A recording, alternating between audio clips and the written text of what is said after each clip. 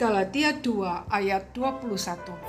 Aku tidak menolak kasih karunia Allah, sebab sekiranya ada kebenaran oleh hukum Taurat, maka sia-sialah kematian Kristus. Saudara-saudara sekalian, hidup di bawah hukum Taurat dan hidup di bawah kasih karunia adalah dua hal yang berlawanan, tetapi kita sering sulit membedakannya. Secara teori mungkin kita tahu bahwa sebagai orang yang telah ditebus oleh darah Kristus, sebenarnya kita hidup di bawah kasih karunia, bukan lagi di bawah hukum Taurat. Namun pada praktik hidup sehari-hari, tanpa sadar banyak orang percaya masih hidup di bawah hukum Taurat, karena itulah yang secara tidak langsung diajarkan secara turun-temurun. Seorang ibu berkata kepada anaknya, Tuhan akan marah loh kalau hari Minggu kamu tidak mengikuti kebaktian. Dia tidak akan memberkati kamu jika kamu tidak memberikan persembahan dan lain sebagainya. Akibatnya, kita melakukan aktivitas gerejawi bukan karena mengasihi Tuhan dan bersyukur untuk semua kebaikannya, melainkan karena takut dihukum. Itulah hidup di bawah hukum Taurat. Secara teori kita mungkin tahu bahwa pada dasarnya kita adalah orang berdosa yang hidup di bawah murka Allah dan tidak ada perbuatan baik apapun yang dapat kita lakukan untuk membebaskan diri.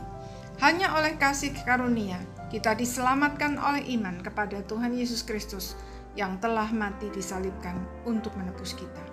Tetapi kita tidak menghidupinya.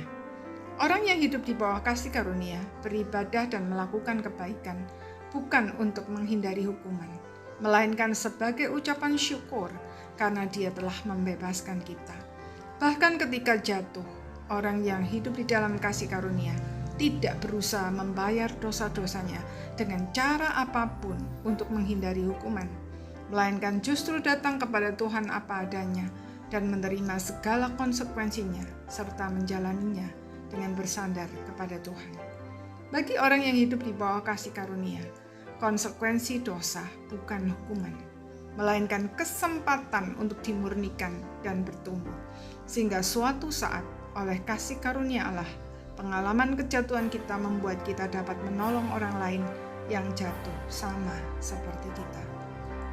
Itulah sebabnya Paulus yang sejak kecil secara ketat dididik untuk hidup di bawah hukum Taurat, setelah mengalami perjumpaan pribadi dengan Tuhan Yesus, memilih untuk meninggalkannya dan menyerahkan diri untuk hidup di bawah kasih karunia.